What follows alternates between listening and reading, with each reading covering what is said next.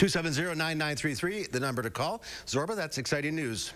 Oh, that is hooray. I mean, when the advisory panel does give an approval, the FDA is just a matter of soon to follow. That's going to happen, and that is absolutely fantastic. We've got a great FDA, great advisory panel. People should be assured that the shots are safe. All right. Let's get to the calls. We'll start with Tom in Madison. Hi, Tom. What's your question? Oh, hello, Mark. Doctor.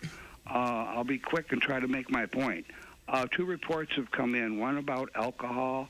Russia just stated to their people that I know they're heavy on vodka, do not refrain from vodka for 2 months.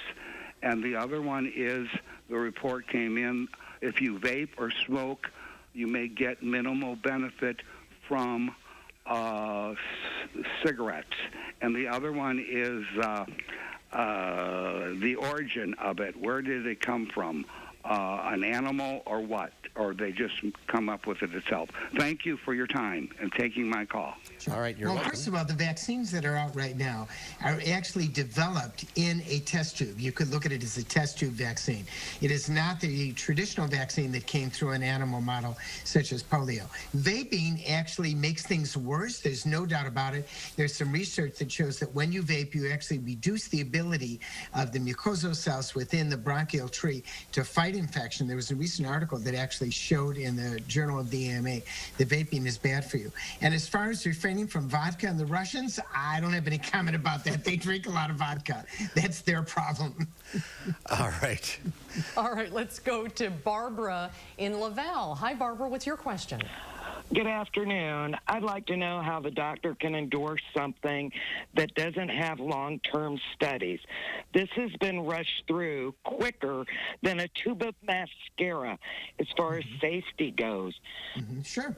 Sure. That's a really good question. Well, first of all, we're in the middle of a pandemic. We've shut down our economy. We have people dying every day, a huge number of people, almost 2,000 people a day who are dying.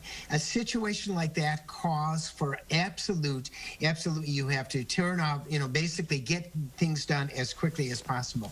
And I think for those people who don't want to take the immunization because they want to wait a year or two to look at the long-term side effects, I think that's exactly their right. And for others, such as myself, I'm going to roll up my sleeve. And that's why the immunizations should not be required. They should be something that people make a choice of.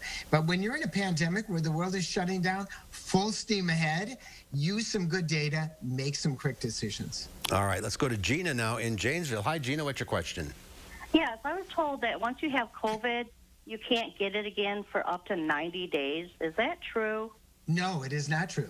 But we do know that many people who have COVID do not appear, at least at this point, to get COVID again. There are a couple of studies that showed that. There was a fishing boat. They looked at, there was an outbreak in a fishing boat of COVID, and those who had antibodies at the beginning, which meant that they previously had COVID, did not get COVID a second time. But how long that actually lasts, we don't know. Once again, new science. But if you've had COVID, even if you've had it, probably getting an immunization may still be in your best interest. New science that has yet to be worked out, but there's no 90-day idea because frankly, 90 days ago, where were we and what we knew? We didn't even have an immunization like we have today. All right, let's go to John in Madison. Hi, John. What's your question? Hi. I'd like to know, after a person has had the 2 doses of the vaccine, how long must that person continue to wear a mask? Thank you. Well, first of all, we know that you then have antibodies we know that you've got antibodies to COVID and you're not going to get COVID. But there have been studies that some people may have COVID again in their nose. Even though they don't get sick, they may be carriers for COVID. So at this time, the recommendation is still going to be to wear a mask. Now, 2 months from now, 3 months from now, 4 months from now, I'm not sure. Dr. Fauci says sometime, maybe in the spring, maybe in the summer, we'll be able to go back to normally things opening up without a mask. But I don't think we really have the answer to that right now. Stay tuned. All right, Renee in Madison, quickly, you're our last caller.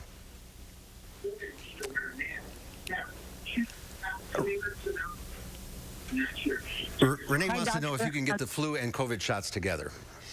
The answer is yes. First of all, the flu shots are available now. Get it now. Don't wait. And whether or not you give it together, I think that may be the thing. But frankly, get your flu shot today.